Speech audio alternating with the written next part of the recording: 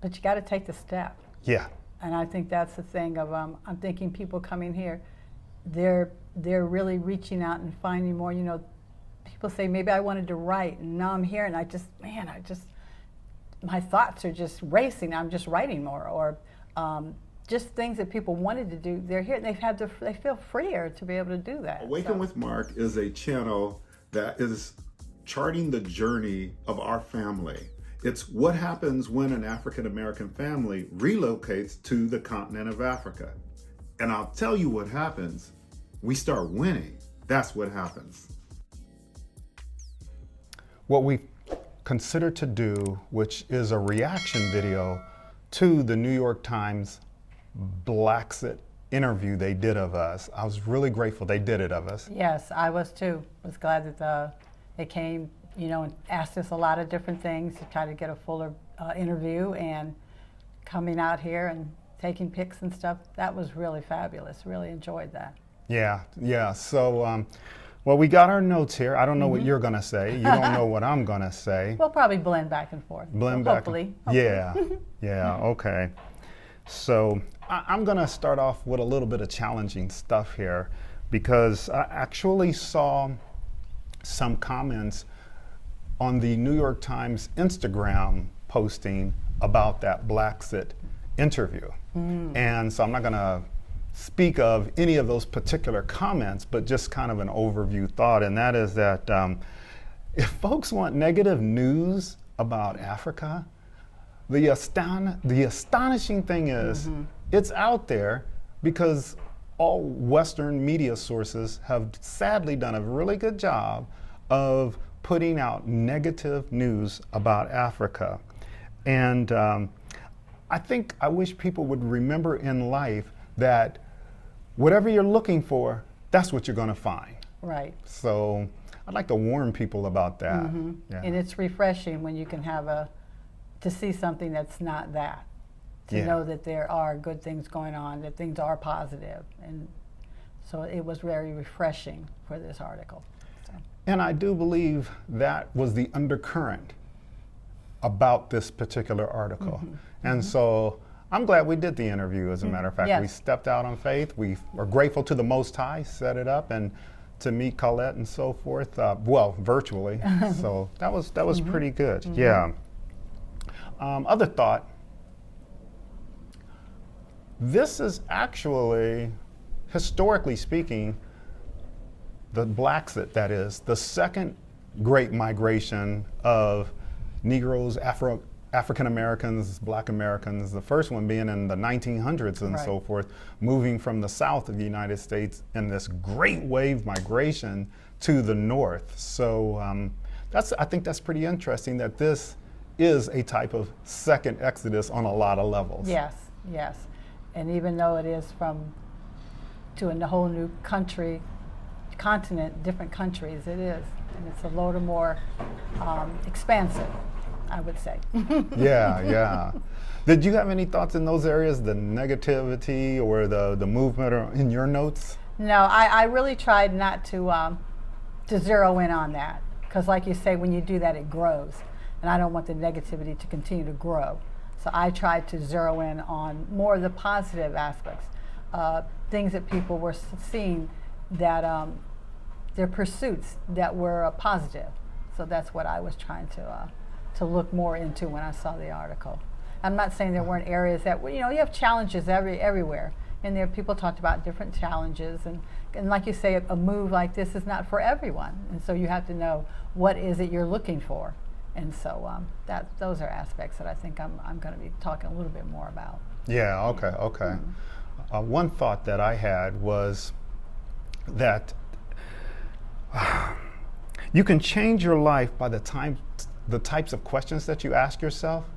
In fact, there's a book by that title, sort of. And so there's a question that I have, and that is, why is it that those with power and privilege want those who are being oppressed to help them with the solution, when actually they pretty much purposely created the problem? Right. That really bothers me. And then the second question I have is more toward African Americans, to our fellow blacks out there. And that would be, do you even realize that one of the ways to win a war with those who have power and privilege advantage over you is to simply exit the battlefield? Right, you can't keep it on, it's like a conversation. You can't it can't go with just one person. You can't, it needs more people or another person to keep it going. So if you leave, whatever's going on, you won't be talking about it, you won't be involved in it. Exactly, So, yes. exactly. Yes. So those are the kinds of questions that I really hope people Yes. will comment on with regard to this video. And then I guess in the area of things that are a little challenging, last one for me, and that is, everyone knows the quote, but I'm gonna adjust it a little bit, and that is, when a nation shows you who they are, believe them the first time. That's all I got to say. Yes, yes. Yeah. Yes, that's a strong one. I guess the areas that I was really concentrating on when I was reading the article, and it was a lot of good things that people were saying from various countries that they went to, was that they made the move, that they realized the things that they were trying to do in the States and obstacles and just things that have happened to them negatively. They said, I want to make a change. I want to go and see if I could go to Africa and go to different countries and see what would work for me. And so they looked and went to a place that fit who they were. And some people wanted property because they wanted to have animals and be able to do agricultural and things like that. And so that seems like with a lot of people that we read in the article, they're doing that and very successfully. So that was something that was good, because I know a lot of things we're all talking about, we don't know what things are going to look like in the world we live in now. And so coming here, you're learning how to live off the land. And so people are doing that and being successful. And so that was an area that I was glad to see. And I noticed some of the articles and the different people, a lot of things they said were things that we went through also. You know, just thoughts that we had, situations that happened. And we're like, you know, I want to come back. I want to come back from where we all used to be. Because originally that's where we were. And so we're coming here and we're seeing, can we have the land that we want? Can we have the life that we want? And we're living that now, thankfully. We're really living that now. And so people are having land, they're having animals, and they're having homes that are inexpensive compared to where they were. They're finding they'll be able to have homes built or purchase a home, and it's less expensive to where they were. And so that's a positive thing. I'm glad to see that. Could you share that one part again? Because we had the benefit of a truck pulling out behind us. Yeah, a lot of people were in the States wanting to have property. Say you have a large family, and it's expensive to have a lot of rooms, and so I'm finding that people coming here, they're able to have a lot of land, a lot of space, and not paying that much. Things are very affordable here and very reasonable, so that has been a big plus. I heard you mention success a couple of times earlier. One of the things that comes to my mind is success is built on the steps of failures. And people, if you're afraid to fail, then you really aren't even taking steps towards success. And I think that's one of the separators between people. But that's just some thoughts that I have. So No, I agree with that. But you got to take the step. yeah, And I think that's the thing of I'm thinking people coming here, they're really reaching out and finding more. You know, people say maybe I wanted to write, and now I'm here, and my thoughts are just racing. I'm just writing more, or just things that people wanted to do. They're here, and they feel freer to be able to do that. So that was a plus. I think we feel that way too. So our energy is just, we have more energy to just our thought, of things that we want to say and want to do. And so that aspect of the article of different people, that part was really, really stood out a lot to me. I can definitely relate to the writing example because before in the East Coast, Josiah and I had finished our first novel, and I remember that he and I were doing some things a little fun YouTube sketch thing that we were doing with Shaniqua. But one of the actors who had come to Hollywood quite often trying to get in, he said when we moved from the East Coast to Los Angeles, you're going to be much more creative out there. And he was right. That actually happened. And now that we've moved from Los Angeles down the street from Hollywood, Josiah working at studios and so forth, now that we've moved here to the continent, to the motherland, I'm even more creative. It's like it's so much easier.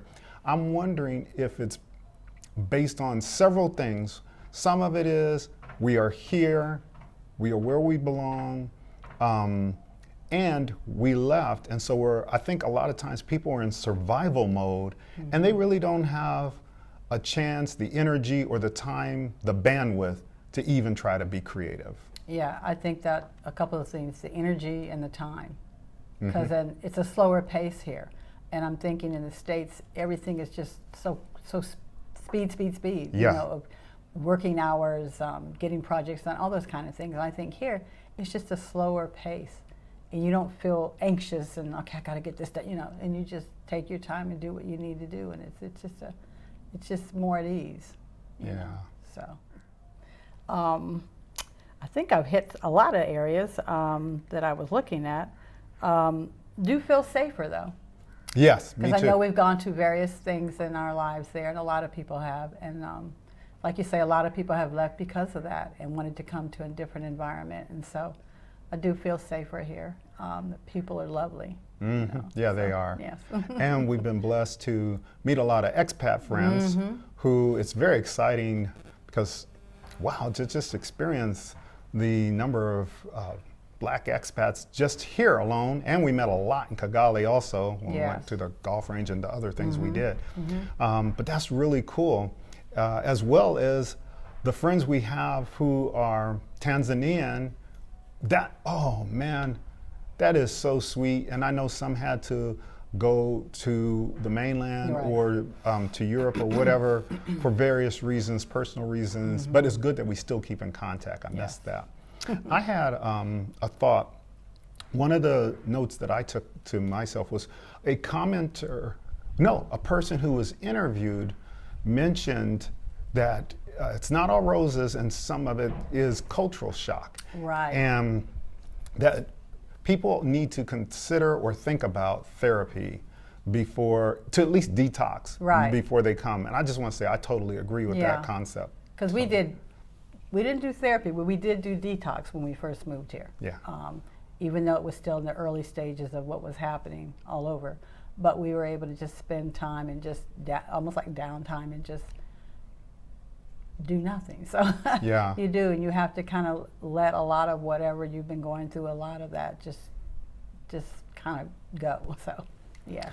Yeah, what's interesting is so much of my previous work before retiring has spilled over, which one of the things is called change management. And I think people, they tend to, just like leaders in organizations, they tend to think about, oh, I've got this new system that we're going to install across the United States at some federal agency, but they don't realize how does that affect the people who've got to run it or their customers who have to use it.